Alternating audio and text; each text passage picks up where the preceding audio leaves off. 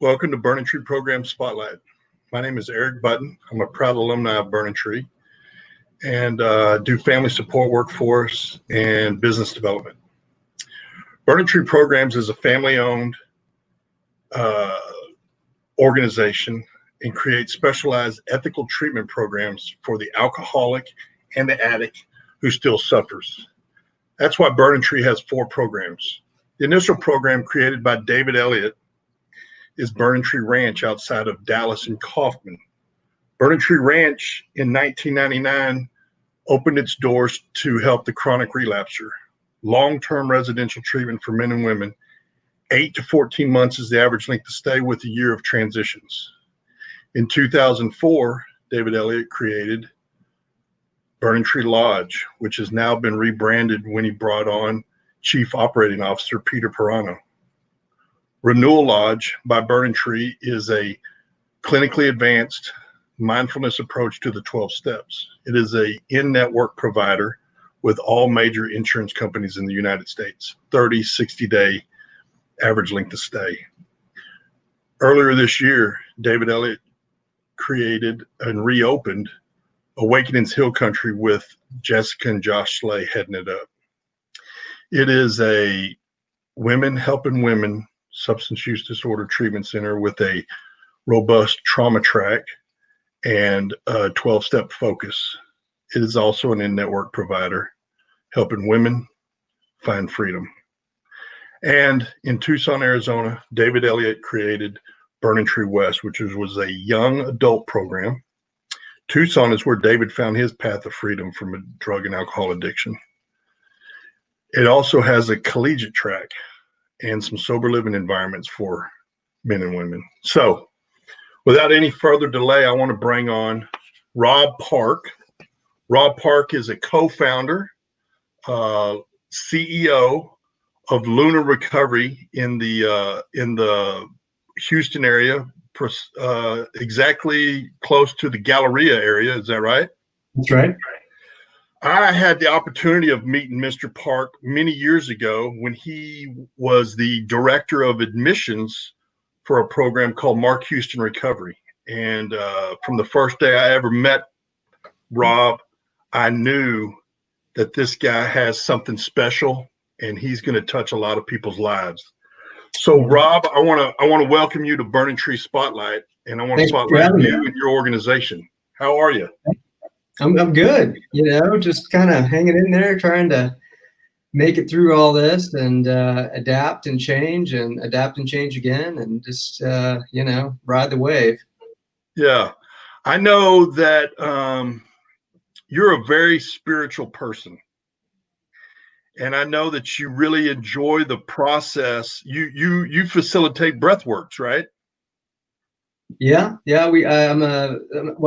First let me say, I try to be a very spiritual person. That is what my goal. I think I fail at that every day, but yes, I am certified in holotropic breathwork, and it's a modality that has really helped me, personally, in my recovery and just in my spiritual development and healing and kind of, movement towards wholeness. So, yeah, that's something I do. I know your name is synonymous in the field of addiction recovery and treatment. You used to run Origins, and then you had the opportunity to meet your wife when you worked at Origins. Tell us about how you and your wife came together and created Luna. That's a big question. Yeah, that's that. Yeah, I'll try to do the cliff notes here. Yeah, I was at an addiction conference actually in Houston, and I was single. I was executive vice president of at Origins Recovery at the time, and I saw, I never really believed in love at first sight until it happened to me, and I started a conversation with this beautiful woman, and eventually a month and a half later, she was down in South Padre Island, and and we moved in together, which, you know, and so, yeah, but she's a master's level therapist. So she was working at the women's program we had down there on the island. And then we acquired some facilities in Florida. And so we both moved to Florida. So we lived on the island for a year together, and then we lived in Florida for a year together. We had our first son in Florida. And she wouldn't mind me saying this. I mean, we had our first son Wilder down there, and I had a pretty big job, and was traveling to LA a lot, South Padre, West Palm. After our first son, my wife really struggled with postpartum depression, and he really struggled as an infant, and I was traveling a lot. And so ultimately, Houston's home. We saw it as an underserved market. We thought that we could really bring something to the table here. And we really love the outpatient model. Although I've been an inpatient for the majority of my career. And so we designed a program, and I made a business plan and kind of presented it to a few folks, and they said yes. And I know what I'm talking about, Eric. Because many times in my recovery, it's not like I'm even made the decision. It was like we took some action, and the doors just swung so open wide that there was no doubt that this is what I was supposed to do. This is what we were supposed to do. So we walked through the doors, and we opened up in 2016, and we've been growing since then, and I really am proud of what the team here has created. Yeah. Rob, I know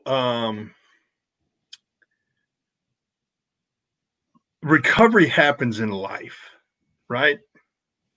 And there are certain people that don't need the residential model, but what they need is being shoulder to shoulder with a very robust clinical team that helps them navigate life and to show them how recovery is accomplished. Tell us about your program and the different phases that you have or that you offer. Yeah, we are an outpatient treatment center. So, we started out as an IOP, and which is, a great place to start. And we've since added a lot of levels of care into our treatment center. And so I really, it's really kind of cool that we've grown into that. And the idea behind Luna to begin with was having a residential treatment team in an outpatient setting. So high credentialed staff, really strong, big ratio, client to staff ratio, and really work at it in a way that you would in residential treatment. But people are going home at night. They're going to their jobs. They're experiencing stressors in their life. They're having to go to their meetings, their 12-step or otherwise meetings on their own, and obtain a sponsor and get, sit all the way down in the chair and get plugged in. And so we're really here to support them from a clinical standpoint. At this point, we do day treatment or partial hospitalization. We do intensive outpatient or IOP. We do SOP, supportive outpatient. We do OP, just regular individual therapy. And then we do a lot of consulting and case management, for people in the Houston area. It's not a large part of what we do, but we certainly help a lot of families here if need be. Yeah. But yeah, so the main part, we have an addiction board of medicine doctor here. It's really a big team for an outpatient setting. And so our goal is to support them clinically, to address clinical issues, to encourage them to go get involved in a recovery program outside of here. So a lot of people will call and ask, hey, are you guys a 12-step program? And really, no, we're not a 12-step program. We're a clinical program. But I'm a 12-step guy, that. I went to a meeting this morning. And so, we encourage people to go get involved, and we certainly do some education, and we nudge them any way that we can. Yeah. So I want to ask you, I am quite sure that the name Luna has a greater meaning. It's hard coming up with a name for a company. That and making a website, man. I'm probably gonna have to do both of those at some point again. But My wife came up with the name Luna. Yeah. So there's credit, honey. Um, and yeah, so so personally, my wife and I fell in love under a full moon.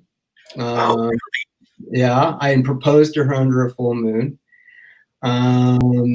So there's, the moon has been we got married. It was a full moon. I mean, so the moon was a very important, you know, component. thing in our relationship, right? Yeah. The moon kind of dies and gets reborn, so to speak. And it goes through the phases of the moon. So the phases of life, the phases of addiction, the phases of recovery, the waxing and the waning. And we really believe that addiction and recovery is a lot about death and rebirth. So that we thought that was really appropriate. And it's the majority of our bodies are water. The moon really controls the tides and the ocean and that. So there's this kind of interiority. Is that a word? Interiority, or this in the interior of ourselves, the emotional, the spiritual, and all of that. We thought that had a lot of synergy there, and we like the name Luna. Kind of rolls off the tongue, short, sweet. So for all of those reasons, that's why we named it Luna. Well, I've never heard the story, and I'm really I even love it even more.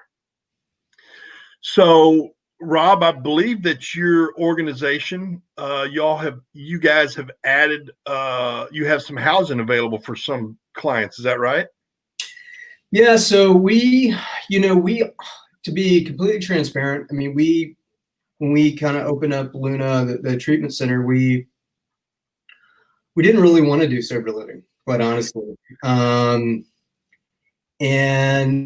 so we were using a lot of the trusted local sober homes, and there are quite a few good ones here in Houston. So but the issue was, like, we felt like that we were lacking a continuity. We would get releases signed and we would talk to the house and things like that, but they're just the synergy. There was a gap in there.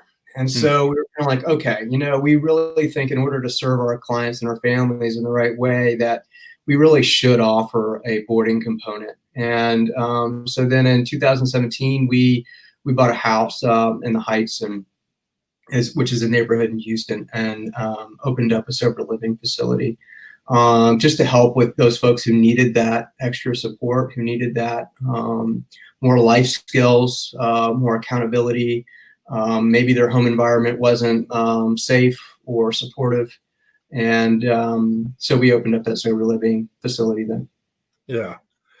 So what do you see in the future for Luna, if you don't mind me asking? Well, this thing has always kind of been up to God, up to the universe, and I've certainly put energy into a lot of different things, and I kind of wait for the doors to open instead of trying to knock them down. Right. Having said that, we've always kind of, I mean, I've been an inpatient in residential, my whole career until Luna. And so we've always tinkered around. We don't want to do a big facility. We may not want to do anything, but I think something that we've always kind of kicked around is just doing a very extremely small, extremely boutique local treatment center, just to kind of help folks here. And we may do that. We may not. We'll see. We've looked at other cities trying to replicate an outpatient treatment center, because in a lot of ways, a freestanding outpatient treatment center, maybe I'm obviously biased, but I mean, I think it's fairly unique. I mean, you have a lot of IOPs, places that do IOP, that do a lot of really good work, but there's not a lot of freestanding that aren't attached to a larger facility that really do all levels of outpatient. Yeah. And so we think there's a need for that, and so we've looked at other cities to move into. Obviously, with COVID-19, one thing I've learned is plans change. So, we'll see what happens. Are you getting close to possibly having some in-person counseling, or what's the process look like for you guys? Yeah, so it's fluid, obviously, but the staff is gonna. I'm in my office today, but most of the staff will come back next week, just staff, and we'll continue to do virtual meetings and virtual individual sessions. Right. And then, we'll see how that goes. We'll kind of put one foot in front of the other, and maybe the following week, maybe the week after that, we start doing some individual sessions here for people who feel comfortable with that. Yeah. And we've, implemented, we have tests and masks, and, we are going to clean and, do all the things that we need to do to keep this place safe and sanitary. And so, but then, I'd like to say we start doing some version of groups July, first week of July. I think the Zoom meetings and the virtual telehealth stuff has been what a godsend, right? I mean, it's been great that we have that. I think people are starting to get a little squirrely around it too. It has been a substitute, but you can never substitute just that face-to-face connection, and really in-person connection. So, man, I hope that, it all comes back to where we're able to start doing that again. We'll probably do a hybrid so people can, we have a Zoom room. So we have a TV that will probably come into the circle. And so for people who don't feel comfortable coming in, we'll zoom in to the circle, and they'll be able to participate with the people that are in person there and all that. That's the plan. So tell us, Rob, give us a geographical, I know y'all are in the Galleria area of Houston. Tell us how I've been to your facility. Wow. Oh, very thanks. nice. Thank you. Phenomenal area. How did you come about deciding, you and your wife deciding on where you're located? Well, we love this area. We live in this area. Our kids go to school in this area. I grew up in this area, so did my wife. There really wasn't anything around this radius here. And we think it's a beautiful part of Houston. It's called a few things: Tanglewood, Uptown. They call it Uptown now. Galleria area is a larger area. We are just outside the Loop, west of the Loop, for you Houstonians who know the Loop language. Yeah, we liked it here, and this is the area we know. This is the area we grew up in, and we just kind of, we feel like this is a great place for us. It's really centrally located, in my opinion, too. Yeah. Just west of the Loop, I think, is really central, but that's my opinion. Yeah. So, you guys have been open 4 years now, is that right? God, has it been 4 years? Yeah, I guess so. In August. Yeah. I mean, that is time really goes by quickly. And what I do know is that I have heard and continue to hear nothing but great things about what Luna does and how you're connected to this power greater than ourselves. I know when I see someone leaving one of Burning Tree's programs and they're coming to Houston, I see that they're transitioning to Luna. I get a twinkle in my. That's really cool stuff. And yeah. I know we are very honored to have a relationship with you as an organization. And I know Patty Raymer is very loves connecting with you guys, and our chief operating officer, Peter Perano. I'm from New York. Very dear to our hearts. And I'll never forget, Rob, when you moved from Austin to go to the coast, getting to have breakfast tacos with you and helping load up your U-Haul. That meant a lot to me to be a part and then where that moment took you is just so cool to see. And I'm honored to be a witness to what you your wife, and what your entire team at Luna create for people. So Yeah. Thanks for we're saying very that. happy to have you on Spotlight. Art, hey, thanks for having me. I mean, the fact that anybody wants to put me on any kind of spotlight is a good thing. You know, uh, we have a remarkable team here, and it's just been, you know, honestly, if I've learned one thing during this whole pandemic, and you know, me being at home and not really being able to work on my projects and stuff that I do, is that I'm not that important.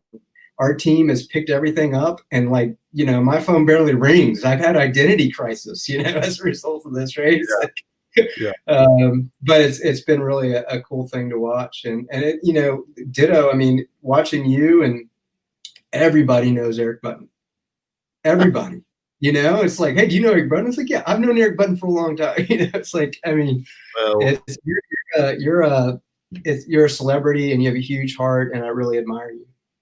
well, we appreciate you, Rob, and thank you for your time. And you're very honored. Well, another family-owned organization here in Texas helping people find freedom. Burning Tree Programs has 4 programs. Burning Tree Ranch is outside of Kaufman, or outside of Dallas in Kaufman. It is our long-term facility for the chronic relapser. Average length of stay is 8 to 14 months with a year of transitions. Renewal Lodge by Burning Tree is in Elgin, east of Austin, about 23 miles. It is a mindfulness approach, clinically advanced to the 12 steps. It is an in-network provider with all major US-based health insurance companies, 30, 60-day programming.